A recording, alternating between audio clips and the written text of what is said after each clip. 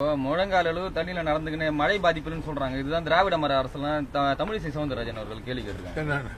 முழங்கால எதுவும் நடந்து போறாங்க மழை தண்ணியில, அப்படி நடந்து போகும்போதே மழை பாதிப்பு இல்லைன்னு சொல்றாங்க. இதுதான் திராவிட மாடல் அரசான்னு கேக்குறாங்க. யார் மழை இல்லைன்னு சொல்றதுதான் அவங்க வீட்டுக்கார சொல்லியிருப்பாரு.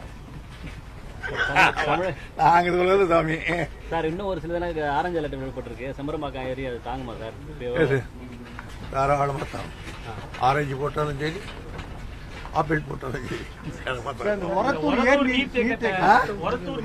உருவாக்குறது தாமதமாகுது.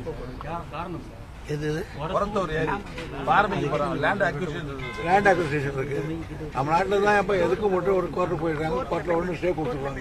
அவ்வளோதான். எதுக்கு ஒன்று சேவ் பண்ணும் சார். இந்த உபரி நீர் திறப்பால இந்த பாலம் தாங்கல. கடந்த அதிமுக ஆட்சியில் கட்டப்பட்டது 6000 கணக்கு சாலை மேல தண்ணி போகுது. இதனால மக்கள் பாதிக்கப்படுறாங்க. நான் இப்போ இந்த குறையும் அதை பற்றியெல்லாம் சொல்ல விரும்பல.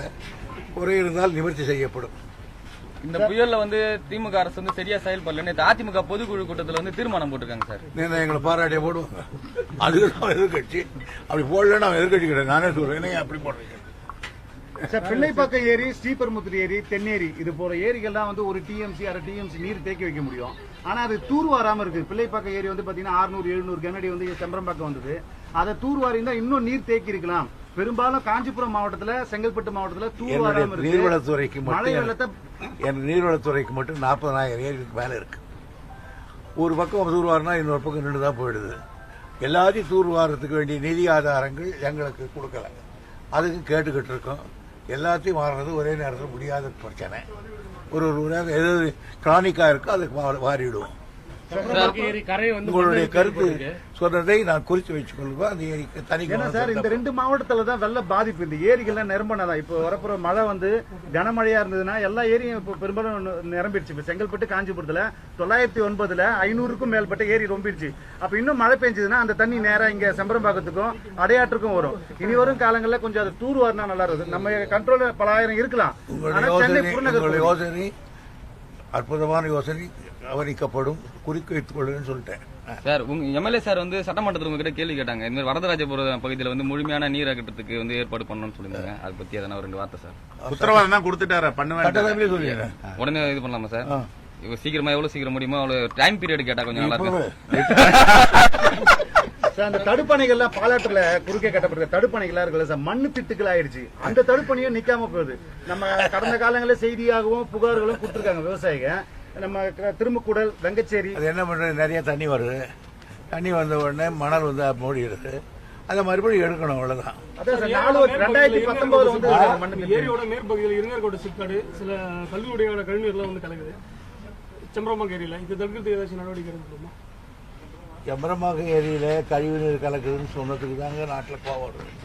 இந்த ஹாஸ்பிட்டல் இருக்க தம்பி சவிதா அவங்க மொத்த கழிவுநீரையும் இதில் விட்டுட்டாங்க. அதை போயிட்டு கோர்ட்டை என்னன்னா கோர்ட்டுக்காரு நல்ல தண்ணி வருதா நல்ல வருதான்னு ஒரு தடவை பார்த்துட்டு வாங்கடா. நாங்கள் தான் பார்த்துட்டு போய் சொல்கிறோமே. ஜட்ஜி சொல்கிறாரு மறுபடியும் நல்ல தண்ணி வருதா நல்ல தண்ணியாக பாருன்னு சொல்லியிருக்காரு. அதனால அதுக்கு 2 பேர் வாக்காளத்து வாங்குறாங்க. அதுக்கு 2 பேர் எதிர்த்து பேசுகிறாங்க. ஆக குடிக்க தண்ணி இருக்காக நாங்கள் சொல்கிறோம். எனக்கு என்ன சவிதா காலேஜ் என்ன இந்த காலேஜ் எனக்கு என்ன எதிர்ப்பு கிடையாது. கழிவுநீரை கூட்டுறது கூடாதுன்னா பொதுவாகவே நம்ம சமுதாயத்தில் ஒரு பெரிய பிரச்சனை இருக்கு. எதுவாக இருந்தாலும் கொண்டாந்து அந்த ஏரியில கால்வாயில் கொட்டிடுது. குப்பை வர்றாங்க பாருங்க நம்ம ஊரில், அதையும் அந்த முறையில் கொட்டுவாங்க. எந்த எங்களுடைய இப்போ வடார்காடு மாவட்டத்தில் வந்துருச்சிங்கன்னா அந்த ஆம்பூர் வாணியம்பாடிங்கிறது கரெக்டாக பார்த்தீங்கன்னா குப்பையை கொண்டாந்து கொட்டி பாலாரே ரொம்ப சிங்க் ஆகி போயிடுது. அதனால மக்களுக்கு அந்த அவேர்னஸ் வரணும். இது பொது இடம் அப்படின்னு நாம் என்ன சொன்னாலும் என்ன பண்ணுறது. அதுக்கு 2 பேர் அரசியல் வந்துடுது. உதாரணத்துக்கு ஒன்று சொல்கிறேன். இங்கே ஒரு இடம் நான் சொல்ல விரும்பலை. ஒரு ஏரியில் கணக்கு தான் எடுத்தோம். இன்னும் எத்தனை இருக்குன்னு சொல்லி சுப்ரீம் கோர்ட்டில் என்ன சொல்கிறான், உங்கள் சீஃப் செக்ரட்டரி கூட பாரில் ஏற்றிட்டான். என்ன பண்ணுறீங்கன்னு ஒவ்வொரு நாளும் கோர்ட் எங்களுக்கு ஆர்டர் போட்டுக்கிட்டு இருக்கேன். ஆனால் கோர்ட் ஆர்டர் இவங்களுக்கு சொல்ல முடியலை. சரி இருக்கட்டும், கணக்கு எடுங்க எவ்வளோ இருக்குன்னு பார்த்தா 100 பேர் என் கூட்ட நிறுத்திட்டாங்க. அந்த எம்எல்ஏ நான் என்ன பண்ணுறது? எம்எல்ஏவும் பார்க்க வேண்டியது, சோதியும் பார்க்க வேண்டியது. பொதுவாக இந்த எம்எல்ஏக்களுக்கு என்னன்னா அது நம்ம ஓட்டுக்கு போயிடுச்சுங்க, அது நம்ம ஓட்டு போயிடுமே அப்படின்னு அதை தான் சொல்கிறாங்க. அதுக்கு என்ன பண்ண முடியும் நான்? ஆகையினால சில நேரங்களில் அதை மாதிரிலாம் நம்ம தொகுதி ஓட்டு நம்ம ஓட்டுன்னு பார்க்காம கொஞ்சம் மனதிடத்தோடு எடுக்கணுன்றதுதான் என்னுடைய விருப்பம். அதை நான் இதுவரையும் என் மனசாட்சிக்கு உட்பட்டு செய்கிறேன். சார் குப்பையை வந்து பொதுமக்கள் கொட்டுறதா சொல்றீங்க. காஞ்சிபுரம் மாநகராட்சி குப்பையை வையாவூர்லயே கொட்டுறாங்க. அதான் ஏன் சொல்றேன், அதிகாரிகளே கொட்டுறாங்களா சார்? ஆமா சொல்றேன். இப்ப எங்க வேலூர்லயே கொண்டாந்து பாலாத்தில் கொட்டுறாங்கன்னு சொல்றேன் நான்.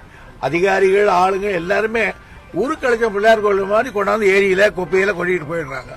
அது ஏதாவது இதுவரையில் குப்பையை அள்ளணுன்ற ஒரு அவர்னஸ் கொண்டாண்டாங்க. இப்போ இல்லைன்னு சொல்ல எல்லா முனிசிபாலிட்டியும் எல்லாத்துலயும். ஆனா அந்த குப்பையை எங்க கொட்டுறதுன்றதை மட்டும் சொல்லாம விட்டாங்க.